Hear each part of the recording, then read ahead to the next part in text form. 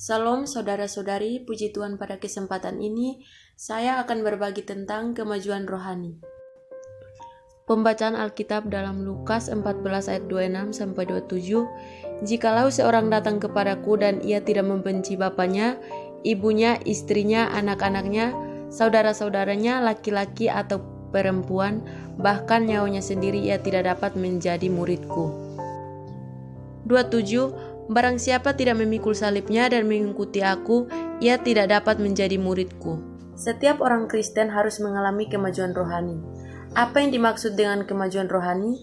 Bagaimana baru bisa mengalami kemajuan rohani?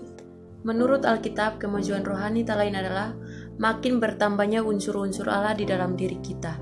Allah itu roh, jika roh Allah berdiam di dalam diri kita, maka kita sudah menjadi rohani. Misal, pada saat Anda baru beroleh selamat, unsur Allah yang ada di dalam diri Anda adalah 100, kini karena rohani Anda mengalami kemajuan, unsur Allah itu bertambah menjadi 200 atau 300, itulah kemajuan rohani. Semula ketika Allah menciptakan manusia, Allah bermaksud menjadikan manusia sebagai wadahnya. Tujuan Allah yang kekal, Ia ingin menggarapkan dirinya ke dalam diri manusia, ingin membaurkan dirinya di dalam batin manusia agar dia dapat memenuhi seluruh batin manusia. Adam dan Hawa gagal justru karena mereka tidak membiarkan Allah mencapai tujuan ini, sebaliknya mereka malah menjauhi Allah. Apakah artinya manusia menjauhi Allah? Itu tak lain ialah dalam batin manusia tidak memberi kedudukan kepada Allah. Apakah pula artinya tidak memberi kedudukan kepada Allah? Itu berarti di dalam batin manusia terdapat suatu benda atau suatu perkara yang telah menduduki manusia itu. Ketika Adam dan Hawa makan buah pohon pengetahuan baik dan yang jahat, yang menduduki batin mereka bukan firman, melainkan kenikmatan buah itu dipandang mata dan bisa memperoleh hikmat karena buah itu. Semuanya itu telah merebut kedudukan Allah di dalam batin mereka, karena itu mereka menjauh. Maka kita harus senantiasa bertanya kepada diri sendiri, bagaimana keadaan batin kita sekarang ini?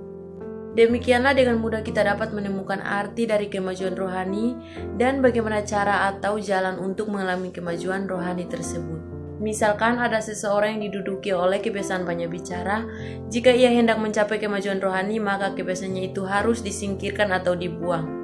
Kemajuan rohani ialah bertambahnya unsur Allah di dalam batin kita, sebaliknya kemajuan rohani pun berarti tersingkirnya unsur-unsur di luar Allah dari dalam batin kita.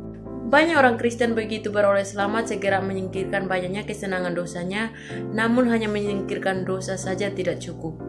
Untuk mencapai kemajuan rohani, kita harus menyingkirkan benda-benda, perkara-perkara yang telah merebut kedudukan Allah satu demi satu. Saudara-saudari, yang kita perlukan tidak saja menjadi bersih, bahkan menjadi murni. Karena itu jangan sampai kita diduduki oleh segala sesuatu yang di luar Allah. Semoga setiap hari di dalam diri kita ada benda-benda yang tersingkir, itulah yang dikatakan mati setiap hari. Jika tidak ada benda-benda yang tersingkir, itu menunjukkan rohani kita tidak mengalami kemajuan. Amin. Tuhan Yesus memberkati saudara-saudari sekalian.